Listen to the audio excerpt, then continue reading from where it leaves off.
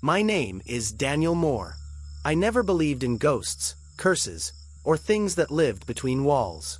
But I do now, because my new house is not what it seems. It started 2 weeks ago. I'd been searching for a place I could afford, something quiet, a home away from noise, traffic, and people. When I found this one, the price was almost impossible to believe. A fully furnished house in the suburbs, listed far below its value. I thought I'd gotten lucky. The agent said the last owner moved away suddenly. I didn't ask why. I wish I had. The first few nights were peaceful. The neighborhood was still. The air felt heavy, but safe. Every creak, every whisper of wind. I told myself it was just the old wood settling. Then things began to change. A door would be half open when I swore I'd shut it. The living room clock would stop at the same time, 3:11 a.m. And sometimes, I'd wake up in the night and see faint light under the hallway door, as if someone else was awake, walking softly just beyond it.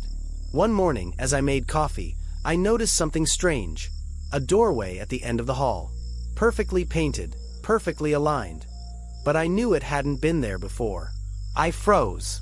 Every instinct told me not to touch it. But curiosity, that quiet, dangerous part of me, made me reach for the handle. The door opened to a staircase leading down. The air that drifted out was colder than winter, and it smelled like rain on burnt metal. Each step echoed as I descended. The light from above faded until I could barely see.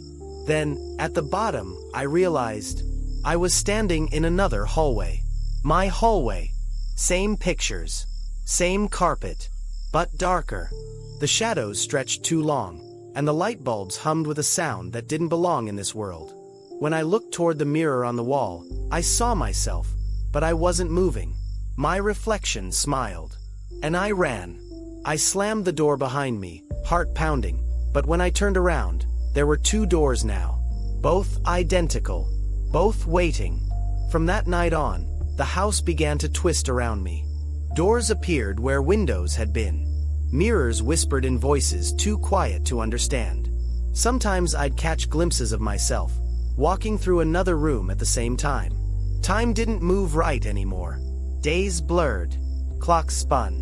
And every morning, I'd wake up in a different version of the same room.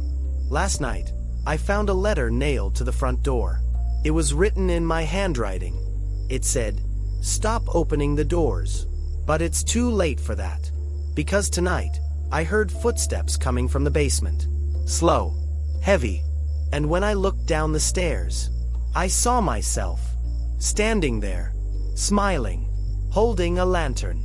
He whispered my name, and every light in the house flickered out at once. Now, as I speak these words, I can hear him walking up the stairs. Every step closer, every creak louder. There's no way out. Every door leads back inside. Every window shows a different night. The house isn't new. It's alive. It builds itself from those who live here, their fears, their memories, their time.